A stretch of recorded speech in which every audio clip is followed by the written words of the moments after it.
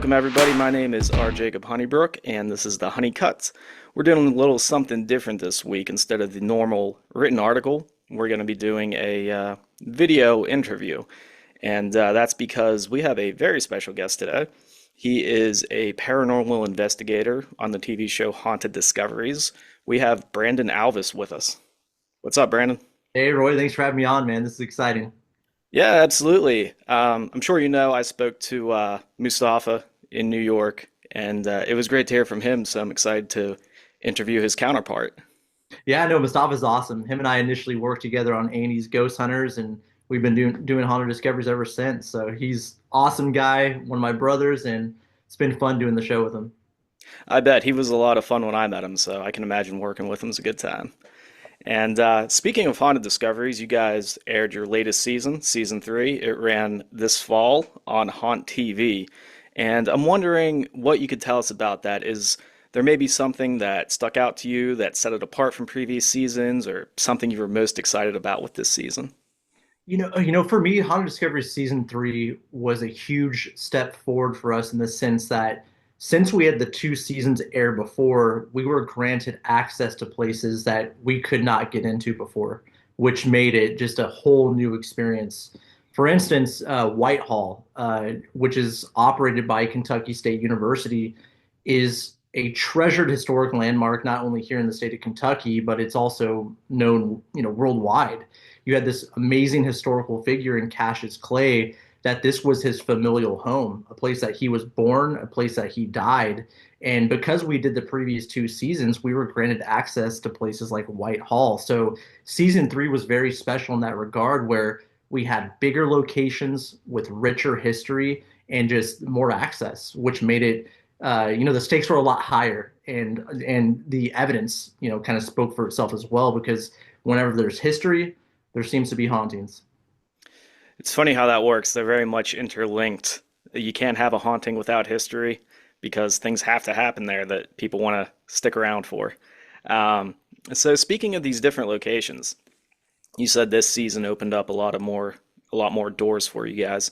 Did you have a favorite location that you visited, or maybe one with the most activity that you found? It's a tough one because from episode 1 to 12 was all incredible.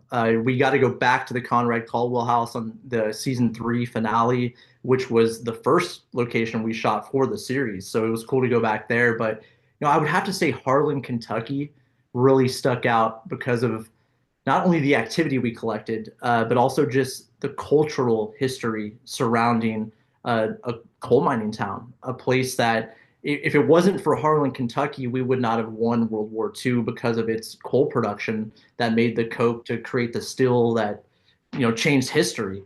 So I think Harlan, Kentucky really stuck out, and we investigated four different places there. We got to do the Coal Miners Museum, the Coal Miners Theater, the hospital, and we also got to do Portal 31, which was actually one of the coal mines. It was actually a world record breaking coal mine. It had Hmm. the most output of any coal mine in history at one point. I think it's been broken since.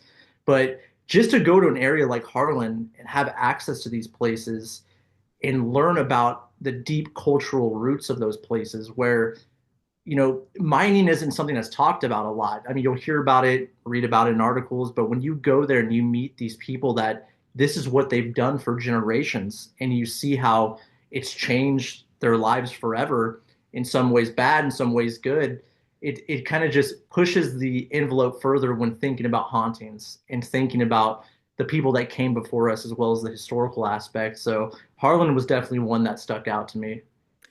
Now, is there a reason why Harlan is targeted with paranormal activity? Is it just because mining's a dangerous business and there were a lot of deaths around there? I think that's part of it for sure. I mean, you can't discredit the amount of deaths that took place from, cave-ins and breathing in gas and all kinds of. I mean, you name it, it's happened there. Even instances of mob justice, mountain justice, as they call it out there. But I think what makes it such an interesting place is that there were so many people from all over the world that came to Harlan to make a life for themselves. I mean, we're talking immigrants from anywhere in the world. You can throw a dart at a map, and wherever that hits, there was probably someone from that country that came there to work in the mines. And you have this entire melting pot of cultural belief systems that are taking place. And you have these traditions and these oral histories and these superstitions that are now all compacted in one area. And those stories are being passed around, they're being changed, they're believed. And I think it creates a special place for sure. Yeah, it is fascinating when you get people from around the world. I always think about Japanese and like the Shinto religion, how wild that seems to us because there's just mountain gods wandering around and demons popping up. And to have all those different kinds of beliefs in one place, you would think there'd be some kind of energy that comes along with that, Absolutely. possibly lingers. Absolutely. And, one thing we have tested on the show is how does belief play into what we perceive to be paranormal phenomena, right? So, what is a haunting? What is a ghost? We don't really know. There's really no right or wrong way to determine that. But can the power of the mind alter the environment in some way? And that's something we've tested. And when you think about just the cultural melting pot that is Harlan, Kentucky, and you think about all of those different beliefs that are played out in those places, like does that permeate in some way? So it's one of the what we call the elements of a haunting, something that makes it interesting and makes it a lot of fun. Yeah, it is because every culture, every religion seems to have a little bit different take on what's out there. So that is fascinating to really think about and explore. So now that season three of Haunted Discoveries is in the books, what are you guys working on next? You doing a season four? You got anything else in the works? What are we looking at for the future? Yeah, we actually shot a season four. It hasn't Oh been man. announced quite yet, but we shot 12 episodes of a new season, and we went to some of the most incredible places that we've ever seen.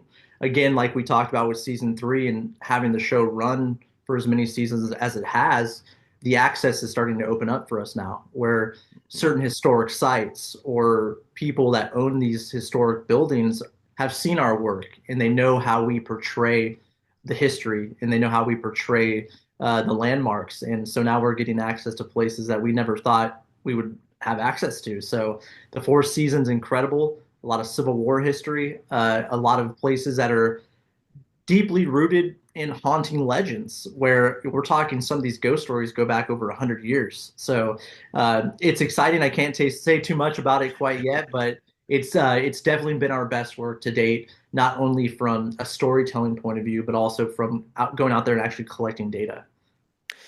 Yeah, and I love that the more you guys are doing this and the more recognition you're getting, people are realizing. And one thing I enjoyed was how much respect you place on the history of these locations when you go there in Haunted Discoveries. Because being a history buff myself, I was watching a couple episodes from season two before my initial interview with Mustafa. And I remember at one point we were like halfway through the episode and we're still discussing the history and how that impacted this place. I thought that was so fascinating because I love hearing about that stuff. So it's a cool testament to see that when people realize the kind of job you guys do, that they're obviously going to want you to come to their places. Yeah, no, history is extremely important, not just on the paranormal side of things, but just in life in general, to understand who came before us and the events that took place. And, when it comes to the paranormal aspect, it's like reliving history in a sense, right? Thinking about the possibility that you're going into these places, these landmarks, and possibly encountering those people Hmm. that paved that history Hmm. is exciting to me as a history buff because there's no other way to really relive history than going out there and trying to communicate with it. So it's been a lot of fun. Yeah, it's almost like the closest thing I can think of is going on YouTube or historical websites and listening to those voices that were recorded in like 1840 or 1850, like just real far back, and hearing that is always a trip for me. So, you have a pretty extensive background, not just in paranormal history, but straight up history. In my research, I found that you've spoken at different historical sites, schools, things like that. So, I'm interested to hear where your love of history really stems from. For me, it goes all the way back to my grandparents who instilled a love of history in me and also just appreciating the events that took place to get where we are as humanity today. As far as I can remember, I mean, I was 10 years old reading blue and gray magazines that my grandfather would give me. My grandmother talking to me about our family's genealogy, which they kept extensive records of, and she handed that down to me before she passed. And just knowing that, my grandparents were kind of stewards of history in a sense, and they really instilled that in me. I was lucky enough to travel throughout the country at a young age and go visit Civil War historic sites, Revolutionary War sites, go to Washington, D.C. So it was kind of instilled in me at a young age, and it's something that to this day, I love. And, I kind of relive history every day. I surround myself with it. I collect historical artifacts. I research it on a daily basis. And doing haunted discoveries has been a dream come true because I'm able to relive that history by telling these rich historical stories and, kind of sometimes giving a voice to people that many don't know about. So it's definitely a dream come true. That's always the thing with history, right? You just when you think you know it all, you find these weird side stories that barely anybody knows about, and it just makes it all the more special. But that's funny you say about going to the different Civil War and Revolutionary War sites when you were a kid, because that's exactly what my dad would do. Summer vacations, we'd be going to a Civil War battlefield. So who knows? Maybe we bumped into each other at one point back in the day. Yeah, it's possible. It's very possible. Yeah, I was, again, I was very lucky to go to these places, and I guess also I'm lucky that I was just able to appreciate it at such a young age because I know it's a Yeah, lot sometimes for younger, generations to take in the massive weight of something like the American Civil War. It's a big right. deal. So, but I'm very thankful and grateful that I had that experience. Right on. So switching back more into the paranormal side of things, what made you want to go down this route of paranormal investigating? Did you have any kind of experiences throughout your life that made you want to get more into this and figure out what's out there? I never really had a paranormal experience per se. It was more about the loss of my brothers. Hmm. In 1995, I lost my oldest brother to cancer, and in Hmm. 2004, I lost another brother to suicide. So I was 8 years old when my oldest brother passed away. So I had to really learn about death at a young age and really understand the grieving process, which is difficult for an 8-year-old, very difficult. And by the time I was dealing with that, at the age of 17, I had a brother, unfortunately commit suicide and take his own life.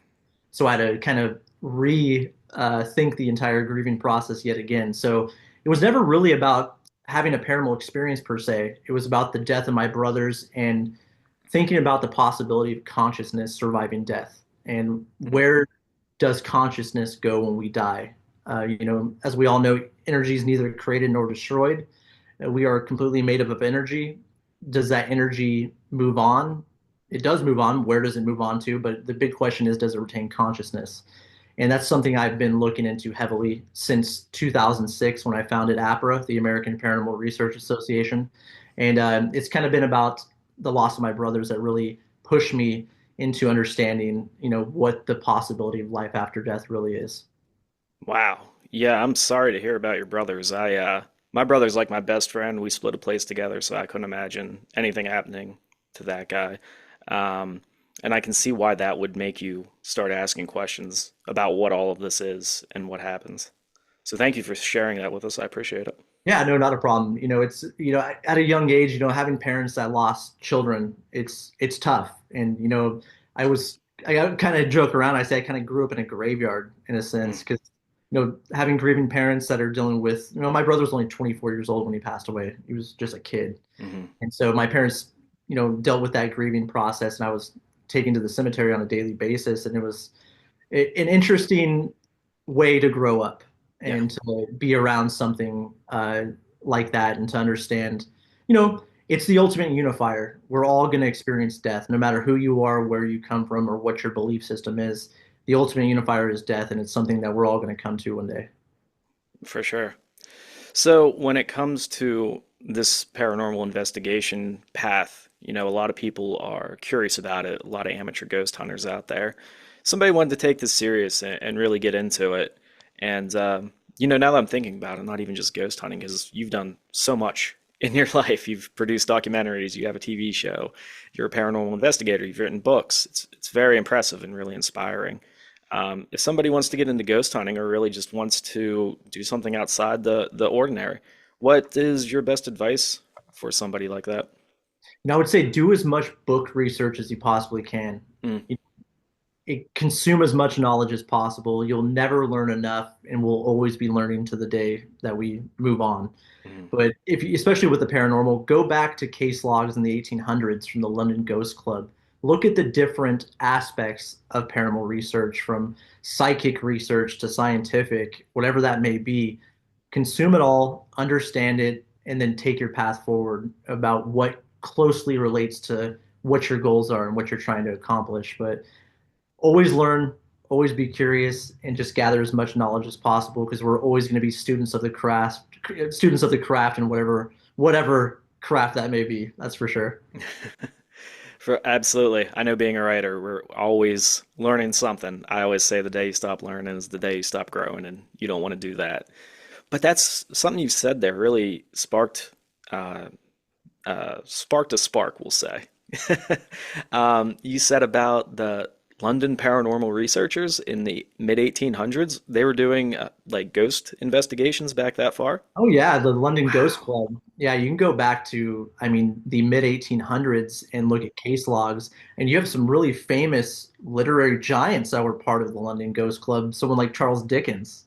So there's some really incredible characters throughout history that had a genuine interest in the possibility of ghosts and hauntings. And you can go back and research the London Ghost Club and various other ghost organizations, as they would call it, throughout history, that really paint a picture of kind of where we are today. And Mhm. even some of the terminology that we use today was kind of coined back in the 1800s. So it's fascinating stuff, but definitely read into it, look into it. You'd be surprised by some of the big names you'll see associated with it. It's pretty shocking.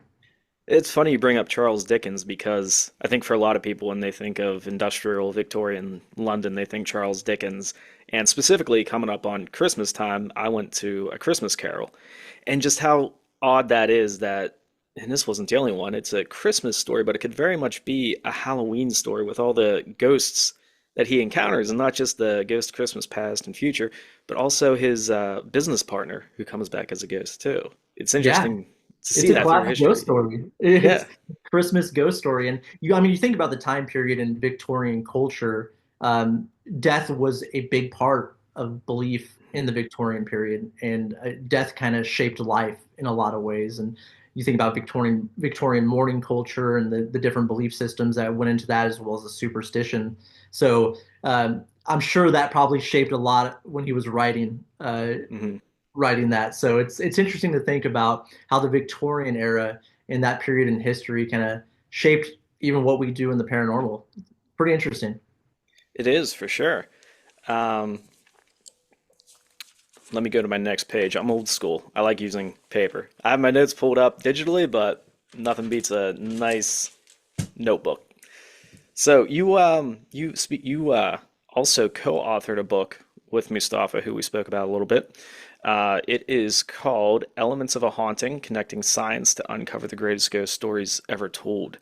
Why make that leap from documentaries and TV series to print? Was it always a goal of yours to write a book? Did you just want a longer form to tell your story?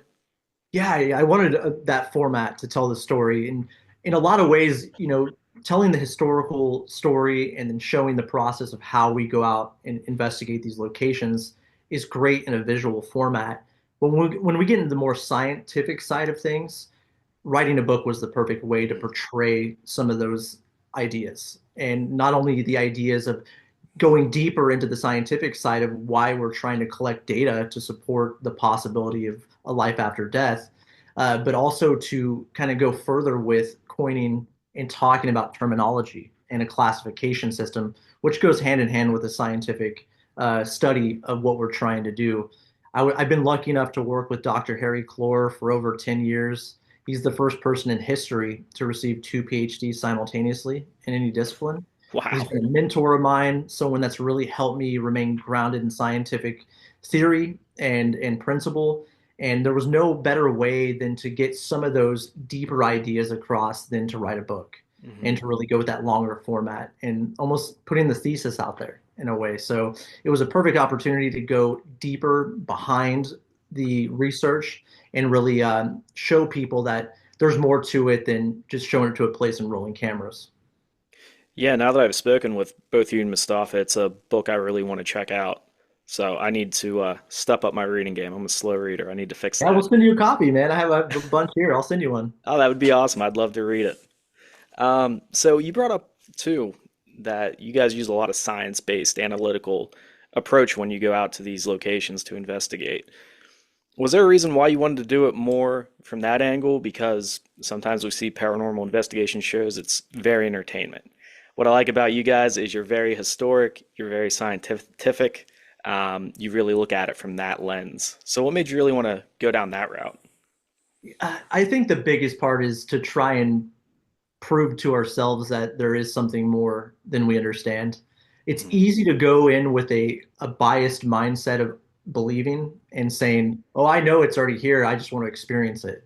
Yeah. I think to APRA, it's more about trying to find proof of does it exist or doesn't exist. Are we, actually encountering a natural science that we just don't understand yet?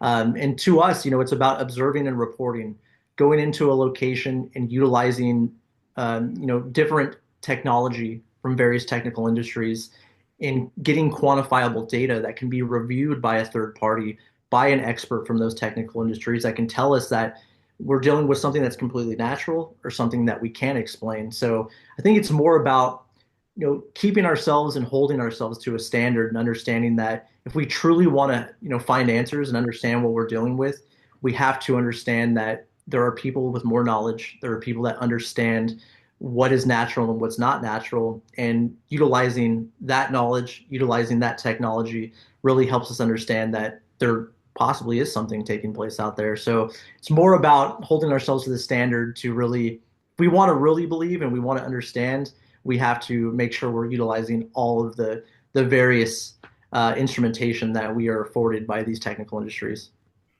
Right. It's almost even like if you do believe something's there, you're trying to prove yourself wrong because if you can do that or not do that, then wow. If it failed all these tests, there's got to be something here. Or passed all these tests, there's got to be something here. Uh, Absolutely. And that's why it's so important to, collect as much data as possible, mhm, especially with environmental conditions and understanding that sometimes people perceive to be something to be ghostly, mhm. but it can be just something completely naturally happening that I guess could trick the mind in a way. So it's important to understand how things operate and how our mind can spin things at times. Yeah, and you brought that up before when we were talking about the different cultures and how the mind and the beliefs can shape what we perceive as a haunting. That just makes so much sense because what we perceive to be a ghost, somebody else can perceive to be something else. Like, I don't know, I just find that really fascinating. So, I come from more of the entertainment side of the supernatural. I'm a horror author. I've written some ghost stories. I co-host a podcast where we do deep dives into different horror movies. Shout out my buddy Midnight Terrors podcast, Kevin. It's not actually mine. I'm just riding the coattails. And so, coming from that entertainment side, I'm interested to hear your thoughts on how Hollywood portrays ghosts and hauntings as opposed to what the reality of it is. You do see a big spin on everything that's supernatural is evil, Hmm. right? Yeah. That's a whole, you can go down a really deep rabbit hole when it comes to why that is, or the satanic panic of the 1980s. There's all kinds of different ways you can look at that, but I think the biggest misconception with a lot of supernatural horror films is that something unnatural happening is automatically an evil thing, Hmm. and it's attributed to the devil or demons or whatever that may be. And especially a lot of films like the Conjuring films or films that are made to talk about paranormal investigators and ghost hunters, you have not seen one that doesn't end with it being some kind of demon that needs to be exiled back to hell. So Very and true. I think some of that's actually at the fault of the people that it's based on because they did believe those Hmm. things, and that's kind of more in a religious context because that was their style of investigation. So Hmm. there was a lot of source material there for the writers and directors to really build upon that because that was kind of the initial kernel of the belief in itself. But I think that's the biggest misconception with a lot of the paranormal type horror films is that everything's evil and everything Hmm. is something that's going to try and steal your soul. I think the best supernatural horror film I've seen that's most realistic is The Changeling with The George C. Changeling. Scott. Okay. What's that one about? So it's about a man who loses his family. He's a concert pianist, gets a new job to teach at a school, rents this old spooky house, and a ghost story unfolds. Great movie if you haven't seen it. It's called The Changeling with George C. Scott. Amazing actor. I'm sure you're familiar with him, but I think that's probably my favorite ghost type of horror film Hmm. in the sense that amazing storytelling, great acting, but it also sticks more to the reality of why a place could be haunted. Hmm. And I think it's something that we were talking about Charles Dickens and his writings and the Ghost in A Christmas Carol were almost like guides for Scrooge. They weren't necessarily evil, they weren't necessarily scary. But then at some point we see this shift, like you said, everything is evil and everything is bad. I'm just wondering, like, I wonder how that came about, if that was just more of a modernization of everything or what. It's a good question. I think specifically with the Conjuring films, which I think a lot of people, if you were to talk about supernatural horror films, I think a lot of people would automatically think about the Conjuring franchise.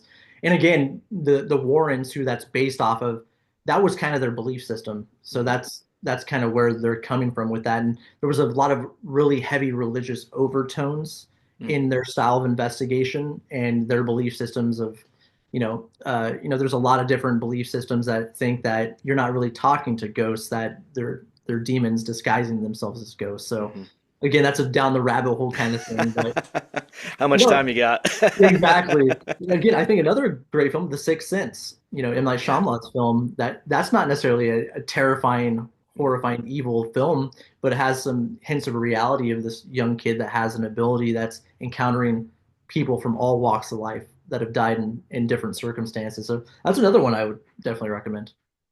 Yeah, so you gave me two that are more true to life hauntings, but do you have like a top three horror movies that you like? Oh, supernatural or just horror in general? Just horror. Oh man, I would have to say number one's Evil Dead 2, my Nice. favorite of all time. Great film. Two, oh man, The Shining for Oh yeah. sure. And then three, oof, oh, it's so tough. Probably The Thing. The Thing? Yeah, Okay. yeah, it just came to me first. So I'd say those three for sure.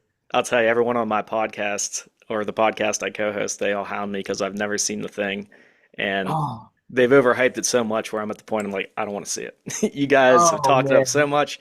I'm stubborn. I'm not gonna watch it now, but I probably will someday. it's a fun one. It's a fun one for sure.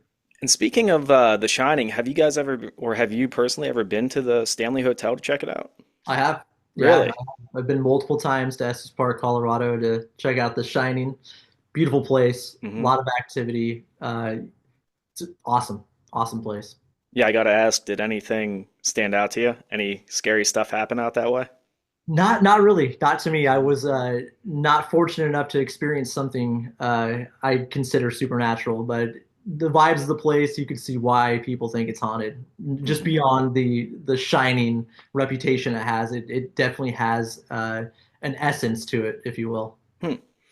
And that probably comes with it being so old and being isolated, all that energy, just kind of builds up, I bet.